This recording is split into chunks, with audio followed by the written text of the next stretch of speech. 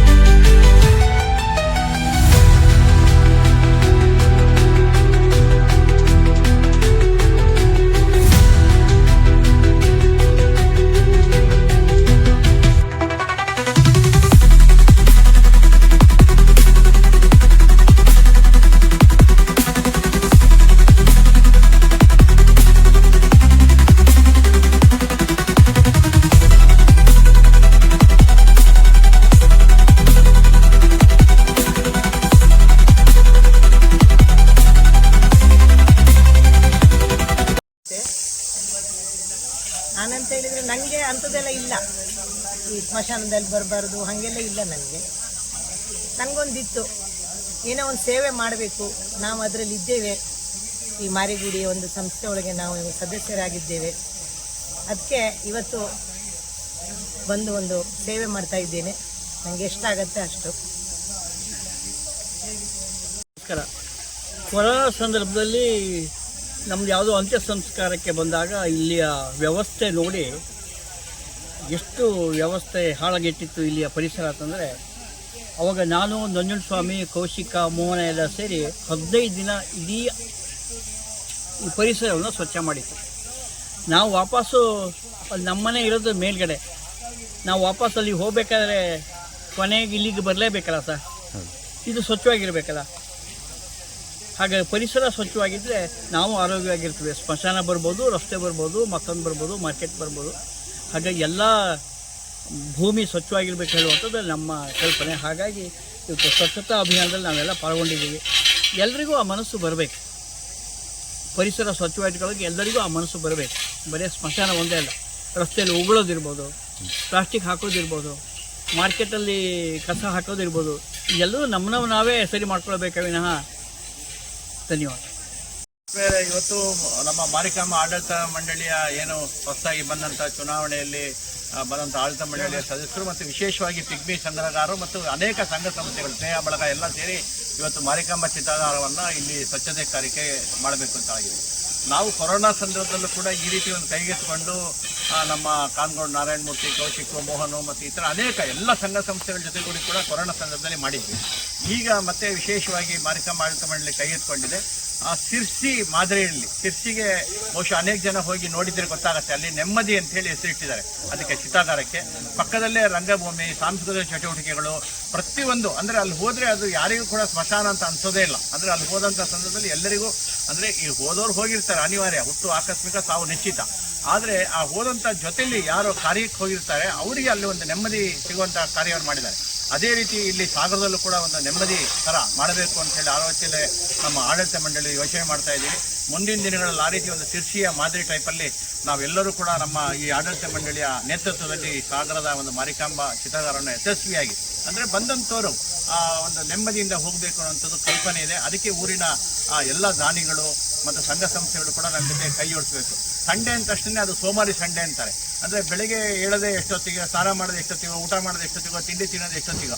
ಆದರೆ ಸೋಮಾರಿ ಸಂಡೇ ಆಗದೆ ಇವತ್ತು ಪ್ರತಿಯೊಬ್ಬರು ಕೂಡ ಬೆಳಗ್ಗೆ 6 ಗಂಟೆಯಿಂದ ಕೇವಲ 1 ಗಂಟೆ ಒಳಗೆ ಈ ರೀತಿ ಬಂದಿದ್ದಾರೆ ಅಂದರೆ ಭಾಳ ಸಂತೋಷ. ಆದ್ದರಿಂದ ನಾನು ಎಲ್ಲರಿಗೂ ಹೇಳೋದಿಷ್ಟೇ, ನೋಡಿ, ಒಂದು ಸರ್ವಜ್ಞ ವಚನ ಹೇಳಿದ್ದನ್ನು ನಿಮಗೆ ಮತ್ತೊಮ್ಮೆ ನಾನು ಹೇಳ್ತಾ ಇದ್ದೀನಿ. ಜೀವ ಹೋದ ಮೇಲೆ ದೇಹ ಮಣ್ಣು ಪಾಲು, ಅಸ್ಥಿ ಗಂಗೆ ಪಾಲು, ವಸ್ತ್ರ ಅಗತ್ಯವಿದ್ದವರ ಪಾಲು, ನೀವು ಮಾಡಿದ ಬೇಕಾಬಿಟ್ಟಿ ಆಸ್ತಿ ಹೆಣದ ಮುಂದೆ ಕೂತು ಅಳುವವರ ಪಾಲು, ಮಗ ಹಾಕಿದ ಪಿಂಡ ಕಾಗೆಯ ಪಾಲು, ಅರಿಯದ ಈ ಜೀವ ಯವನ ಪಾಲು, ನೀವು ಮಾಡಿದ ಸೇವೆ, ನೀವು ಮಾಡಿದ ದಾನ, ನೀವು ಮಾಡಿದ ಧರ್ಮ ಮಾತ್ರ ನಿಮ್ಮ ಪಾಲು. ಹಾಗಾಗಿ ಪ್ರತಿಯೊಬ್ಬರು ಕೂಡ ಸಂಘ ಸಂಸ್ಥೆಯರಿಗೆ ನಾವು ಸಾಗರದಲ್ಲಿ ಪ್ರಾರ್ಥನೆ ಮಾಡೋದಿಷ್ಟೇ, ನಿಮಗೆ ಯಾವಾಗ ಅವಕಾಶ ಆಗತ್ತೆ. ಇವತ್ತು ನೋಡಿ, ಮಹಿಳೆಯರು ಕೂಡ ವಿಶೇಷವಾಗಿ ಮಹಿಳೆಯರ ಸ್ಮಶಾನಕ್ಕೆ ಬರೋಕ್ಕೆ, ಅಂದರೆ ಬೇರೆ ಬೇರೆ ಸಮಾಜದಲ್ಲಿ ಬರ್ತಾರೆ, ಆದರೂ ಕೂಡ ಕೆಲವಿಷ್ಟು ಸಮಾಜದಲ್ಲಿ ಸ್ಮಶಾನಕ್ಕೆ ಹೋಗೋದು ನಿಷೇಧ. ಆದರೆ ಒಬ್ಬರು ಮಾತಾಜಿ ಜಯಕ್ಕ ಅವರು 5 ಜನ ಗೆದ್ದಿದ್ದಾರೆ. ಇವತ್ತು ಅನೇಕ ಕೆಲವರಿಗೆ ಬರೋಕ್ಕೆ ಅನಿವಾರ್ಯ ಕಾರಣದಿಂದ ಇವತ್ತು ಅದೊಂದೇ ಮದುವೆ ಮುಂಜೆ ಎಲ್ಲ ಭಾಳ ಇದೆ. ಅಂಥದ್ರಲ್ಲೂ ಕೂಡ ಆ ಜಯಕ್ಕ ಅವರು ಕೂಡ ಇವತ್ತು ನಮ್ಮ ಜೊತೆ ಇದ್ದಾರೆ. ಎಲ್ಲ ಸಂಘ ಸಂಸ್ಥೆಗಳು ಕೂಡ ವಿಶೇಷವಾದ ಕೃತಜ್ಞತೆ ಸಲ್ಲಿಸ್ತಾ, ಏನು ಮುಂದಿನ ನಮ್ಮ ಯೋಜನೆ ಈ ಚಿತಾಗಾರವನ್ನು ಅತ್ಯಂತ ಯಶಸ್ವಿಯಾಗಿ ಚೆನ್ನಾಗಿ ಮಾಡಬೇಕು ಅನ್ನೋಂಥ ಒಂದು ಕಲ್ಪನೆ ಇದೆ ಆಡಳಿತ ಮಂಡಳಿ. ನಮ್ಮ ಜೊತೆ ನೀವೆಲ್ಲರೂ ಕೂಡ ಕೈ ಜೋಡಿಸಬೇಕು ಸಾಗರದ ಸಂಸ್ಕೃತಿಯರು ಅಂತ ಹೇಳಿ ಪ್ರಾರ್ಥನೆ ಮಾಡ್ತಾ, ನಮ್ಮ ನಾಗರಾಜ್ ಅವರು ನೇತೃತ್ವದಲ್ಲಿ ಈ ಸಲ ನಾಗರಾಜು, ನಮ್ಮ ಆನಂದ್ ಅವರು, ನಮ್ಮ ಡಿಶ್ ಗುರು, ಮತ್ತು ಶ್ರೀನಿವಾಸ ಮೇಸ್ತ್ರಿ, ಪಾಂಡಣ್ಣ, ಮತ್ತು ನಮ್ಮ ವಿ ಶಂಕರು. ಸೊ ಈ ರೀತಿ ಪ್ರತಿಯೊಬ್ಬರು ಕೂಡ, ಅಂದರೆ ನಾನು ಅವಾಗಲೇ ಹೇಳಿಬಿಟ್ಟಿಲ್ಲ, ಟೀಮ್ ಆಗಿ together every one active more, ತಂಡವಾಗಿ ಕೆಲಸ ಮಾಡ್ತೀವಿ. ನೀವೆಲ್ಲರೂ ಕೂಡ ಕೈ ಜೋಡಿಸ್ಬೇಕು ಅಂತ ವಿನಂತಿಯನ್ನು ಮಾಡ್ತೀವಿ. ಎಲ್ಲರಿಗೂ ನಮಸ್ಕಾರ. ಜನ ತಿಳಿದಿರ್ಬೋದು, ಆರಂಭದ ಶೂರತ್ವ ಅಂತೇಳಿ ಮಾತಾಡಲಿ, ಆದರೆ ಆರಂಭದ ಶೂರತ್ವವಲ್ಲ. ನಮ್ಮ ಕಣ್ಣಿಗೆ ಕಂಡಿರ್ತಕ್ಕಂಥ ಈ ರುದ್ರಭೂಮಿಯಲ್ಲಿ ತುಂಬ ಕಸ ಕಡ್ಡಿಗಳು ಬಿದ್ದುಬಿಟ್ಟು ಅವ್ಯವಸ್ಥೆ ಆಗಿತ್ತು. ಇವತ್ತು ಸ್ನೇಹ ಬಳಗ ಮತ್ತು ಪಿಗ್ಮಿ ಸಂಗ್ರಹಕರು ಮತ್ತು ನಮ್ಮ ಮಾರಿಕಾಂಬಾ ನ್ಯಾಸ ಪ್ರತಿಷ್ಠಾನದ ಎಲ್ಲ ಸದಸ್ಯರೊಳಗೂಡಿ ಇವತ್ತು ಒಂದು ಸ್ವಚ್ಛತೆ ಕಾರ್ಯಕ್ರಮ ಹಮ್ಮಿಕೊಂಡಿದ್ದೀವಿ.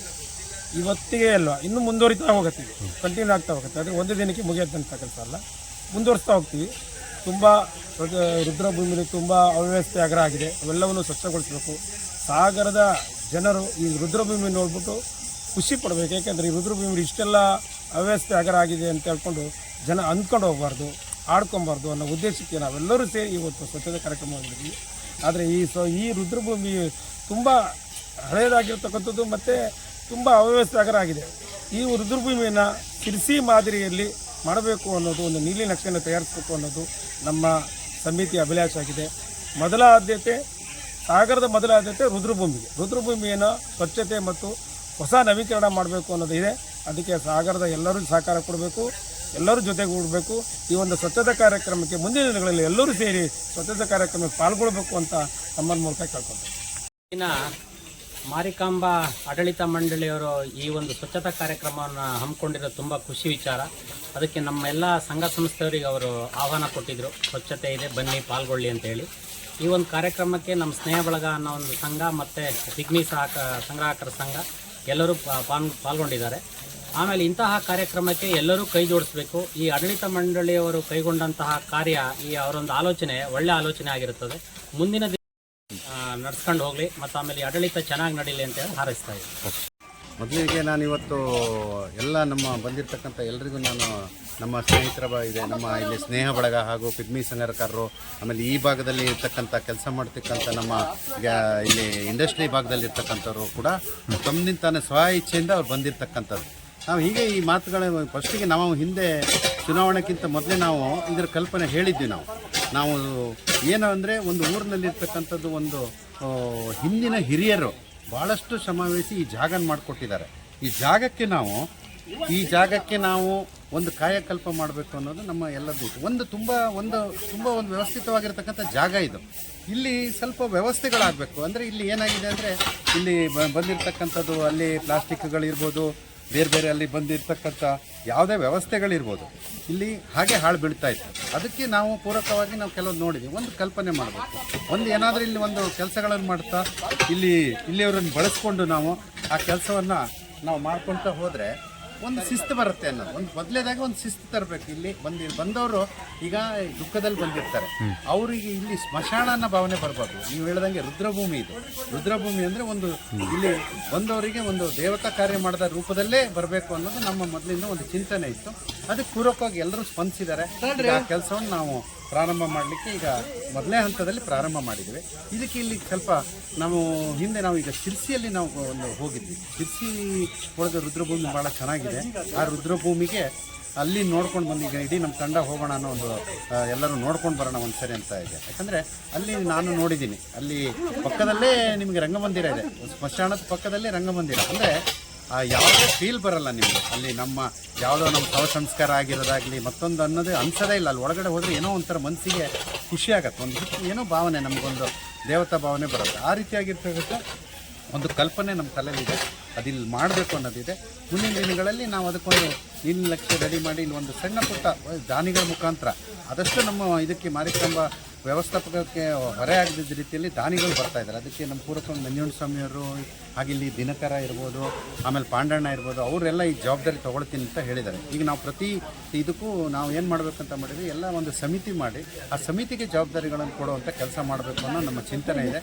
ಮುಂದಿನ ದಿನ ಆ ಮೀಟಿಂಗ್ಗಳಲ್ಲಿ ಸಬ್ಜೆಕ್ಟಾಗಿ ತಂದಿದ್ದೀವಿ. ಅದನ್ನು ಮುಂದಿನ ದಿನಗಳಲ್ಲಿ ನಾವು ಮಾಡ್ಕೊಳ್ತಾ ನಾವು ಹೋಗ್ತೀವಿ. ಎಲ್ಲ ಮಾಡ್ಕೊಂಡಿದ್ದಾರೆ. ಗೆಳೆಯರ ಬಳಗದವರು ಮತ್ತು ಪಿಗ್ಮಿ ಸಂಗ್ರಾಹಕರು ಜಂಟಿ ಕಾರ್ಯಾಚರಣೆ ಮಾಡಿ ಸ್ನೇಹ ಬಳಗದವರು ಎಲ್ಲ ಸೇರಿ ಮಾಡ್ತಾ ಇದ್ದಾರೆ. ಮಾರಿಕಾಂಬ ದೇವಿ ವ್ಯವಸ್ಥಾಪಕರು ಸೇರ್ಕೊಂಡಿದ್ದಾರೆ. 3-4 ಸಂಘದವ್ರು ಸೇರಿಕೊಂಡು ಎಲ್ಲ ಕ್ಲೀನ್ ಮಾಡ್ತಾ ಇದ್ದಾರೆ. ಮತ್ತು ಮುಂದೊಂದು ದಿವಸ ನಾವು ಬರ್ತೀವಿ. ಆ ಒಂದು ಉದ್ದೇಶಕ್ಕೆ ಕ್ಲೀನ್ ಇರಲಿ ಎಲ್ಲ ಜನ.